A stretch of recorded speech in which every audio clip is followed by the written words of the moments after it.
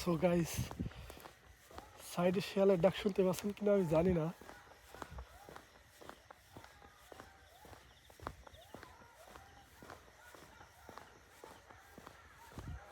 এখন রাত 2টা বাজে।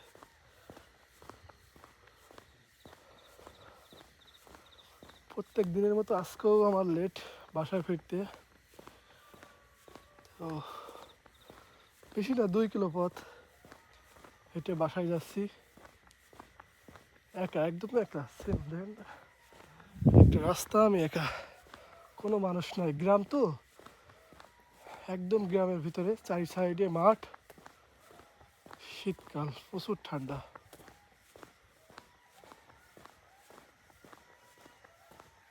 শিয়ালের ডাক শোনা যাচ্ছে।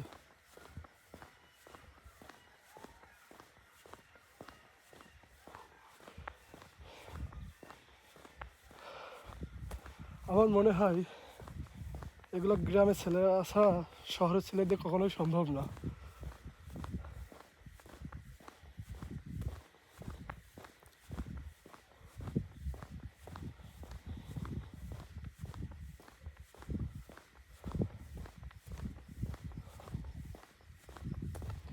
এখন 4 সাইডটা প্রচুর অন্ধকার,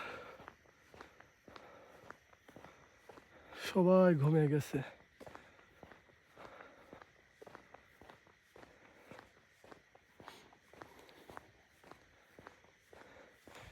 জীবনের পথটা একা চলতে চলতে নিজের ভিতরে ভয় ডর বলে আর কিছু নাই। একা চলতে শিখে গেছি, হোক সেটা দিন বা রাত। এই পৃথিবীতে যে একবার একা চলতে শিখে গেছে, আমি মনে করি তাকে আটকে রাখা অসম্ভব।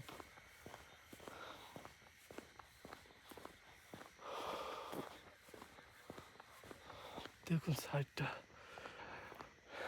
এই সাইডে ভুট্টা বাগান, এই সাইডে পেয়ারা বাগান, মাঝখান দিয়ে একটা রাস্তা, এই যে খেজুর গাছ। খেজুর গাছে দেখা যাচ্ছে ভার নাই।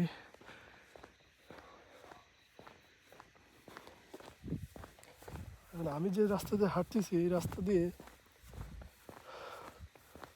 সন্ধ্যা 7টার পরে এই রাস্তাতে অলরেডি কোনো মানুষ চলাচল করে না।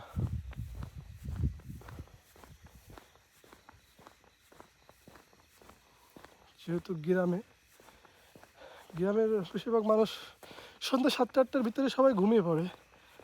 বাইরে কাজ কাম থাকলে সব সন্ধ্যার আগে কাজ সেরে ফেলে।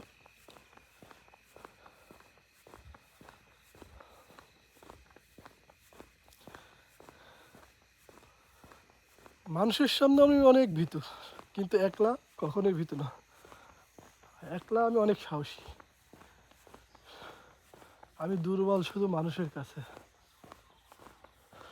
তো আমার আশপাশে তো আর মানুষ নাই, তাহলে তো আমার এখন ভীতু থাকার কোনো প্রশ্নই আসে না।